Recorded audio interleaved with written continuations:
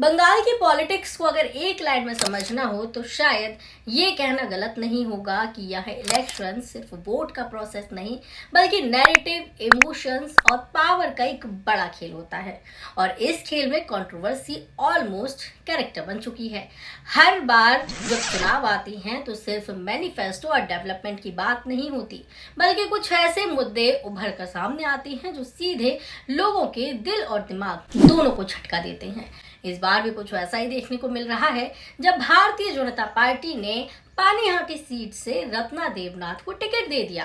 पहली नजर में किसी आम वोटर को ये एक सिंपल डिसीजन लग सकता है, जैसे एक महिला को आगे बढ़ाया जा रहा है, महिला सशक्तिकरण की बात हो रही है। बट ग्राउंड रियलिटी और पॉलिटिकल लॉजिक इससे कहीं ज्यादा कॉम्प्लेक्स है। ये कोई आम कैंडिडेट नहीं है, ये एक मैसेज है, एक स्ट्रेटेजी है और सबसे इम्पोर्टेंट एक नैरेटिव बिल्ड करने की कोशिश, जिसका सीधा टारगेट है ममता बनर्जी और उनकी ऑल इंडिया तृणमूल कांग्रेस सरकार। अगर थोड़ा पीछे जाए तो 9 अगस्त 2024 की वो रात कोलकाता के आर्यगढ़ मेडिकल कॉलेज की याद दिलाती है। एक ऐसी रात जिसे लोग शायद जल्दी भूल नहीं पाएंगे। एक हॉस्पिटल जो कि सबसे सेफ जगह माना जाता है, वहां अगर किसी लड़की के साथ इतना भयानक अपराध हो जाए तो वो सिर्फ एक क्राइम नहीं रहता, वो सिस्टम पर सवाल बन जाता है। ऐसे इंसिडेंट्स हिस्ट्री में पहले भी टर्निंग पॉइंट बने हैं, जैसे निर्भया केस ने पूरे देश में कानून और पुलिसिंग के स्ट्रक्चर को चैलेंज किया था। वही पैटर्न यहाँ भी देखने को मिलता है। Public outrage, media coverage, political blame और न्याय की डिमांड। लेकिन जब ऐसे सेंसिटिव इशू इलेक्शन के टाइम पर दोबारा उठाए जाते हैं तो सवाल उठता है कि क्या ये इंसाफ की लड़ाई है या पॉलिटिकल फायदे का मौका। बीजेपी का ये डिसीजन समझने के लिए एक बेसिक पॉलिटिकल रूल समझना पड़ेगा।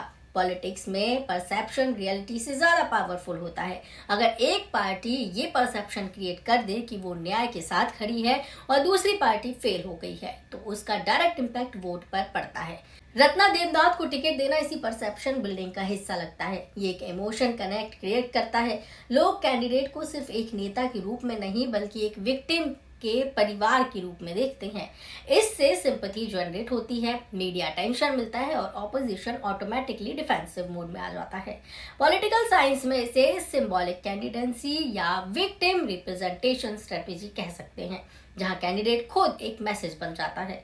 लेकिन यहाँ एक दूसरा एंगल भी है जो इग्नोर नहीं किया जा सकता। बीजेपी जब बंगाल में ममता बनर्जी की सरकार को टारगेट करती है तो mainly law and order and women safety का इशू को हाईलाइट करती है।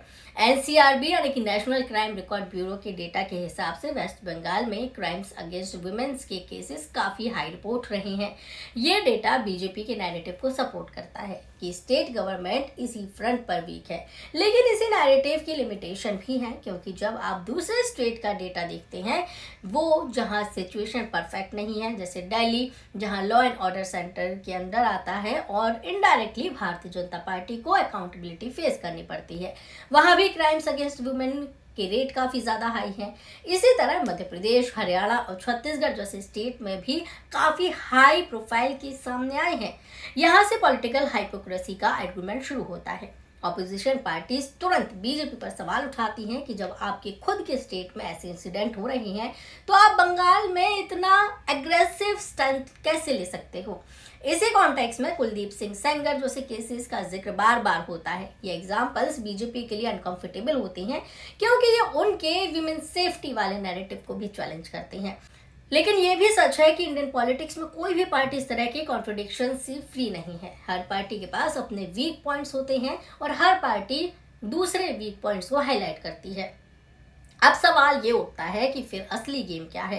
असली गेम है नैरेटिव कंट्रोल। इलेक्शन जीतने के लिए आपको ग्राउंड रियलिटी के साथ साथ पब्लिक परसेप्शन को भी कंट्रोल करना होता है।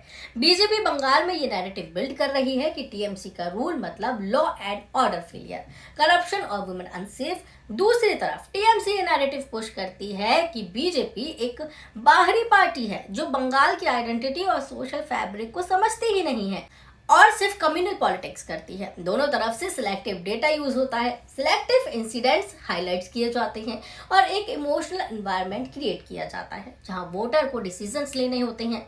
रत्ना देवनाथ की कैंडिडेचर इसी नैरेटिव वॉर का एक पावरफुल टूल बन सकती है। ये सिर्फ एक सीट जीतने का अटेम्प्ट नहीं है, बल्कि एक लार्ज और मैसेज देने की कोशिश है, स्पेशली वुमेन वोटर्स को टारगेट करते हुए। बंगाल में female voters turnout traditionally high रहा है और ममता बनर्जी ने भी लक्ष्मी भंडार जैसी स्कीम्स के थ्रू एक strong women voter base create किया है। बीजेपी के लिए इस बेस में डेंट डालना बहुत जरूरी है और इमोशनल इश्यूज इसमें काफी इफेक्टिव होते हैं। और एक इम्पोर्टेंट फैक्टर है outsider versus insider narrative. TMC हमेशा बीजेपी को एक आउटसाइडर पार्टी के रूप में प्रोजेक्ट करती है, जबकि बीजेपी ट्राई करती है कि लोकल इश्यूज और लोकल फेसेस के थ्रू अपनी एक्सेप्टेंस बढ़ाए। रत्ना देवनाथ जैसे कैंडिडेट इसी स्ट्रेटेजी में फिट बैठते हैं क्योंकि उनका कनेक्शन एक लोकल इमोशनल इशू से है। इससे बीजेपी को ये कहने का मौका मिलता है कि वो सिर्फ पॉलिटिक्स नहीं कर रही, बल्कि लोकल लोगों की दर्द को समझ रही है। लेकिन इस सब के बीच एक एथिकल सवाल ये खड़ा होता है कि क्या किसी ट्रेजेडी को पॉलिटिकल कैपिटल में कन्वर्ट करना सही है? ये सवाल सिर्फ बीजेपी पर नहीं बल्कि पूरी पॉलिटिकल सिस्टम पर अप्लाई होता है। हिस्ट्री देखो तो हर पार्टी ने कभी ना कभी ऐसे इश्यूज का यूज किया है। डिफरेंस सिर्फ इतना होता है कि कौन कब और कैसे करता है। कुछ लोग इसे विक्टिम को वॉइस देने का तरीका मानते हैं, तो कुछ लोग इसे एक्सप्लॉयटेशन के रूप में देखते हैं। अगर प्रैक्टिकल पॉइंट ऑफ व्यू से देखा जाए तो पॉलिटिक्स में प्योर इंटेंशन का कॉन्सेप्ट बहुत रेयर होता है। हर डिसीजन के पीछे मल्टीपल लेयर्स होते हैं, emotional, strategic, electoral. Ratna Debnath को टिकट देना इसी मल्टी लेयर डिसीजन का एग्जाम्पल है। इसमें सिंपैथी फैक्टर भी है, मीडिया स्ट्रेटेजी भी है और इलेक्टोरल कैलकुलेशन भी।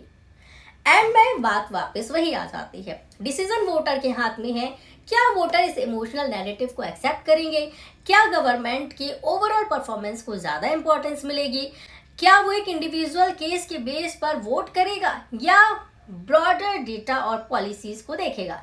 डेमोक्रेसी में यही सबसे इंटरेस्टिंग और चैलेंजिंग पार्ट होता है कि हर वोटर अपने हिसाब से प्रायोरिटी सेट करता है। पॉलिटिकल पार्टी सिर्फ उन प्रायोरिटीज को इन्फ्लुएंस करने की कोशिश करती हैं, कभी फैक्ट से, कभी इमोशन से और अक्सर दोनों के कॉम्बिनेशन से।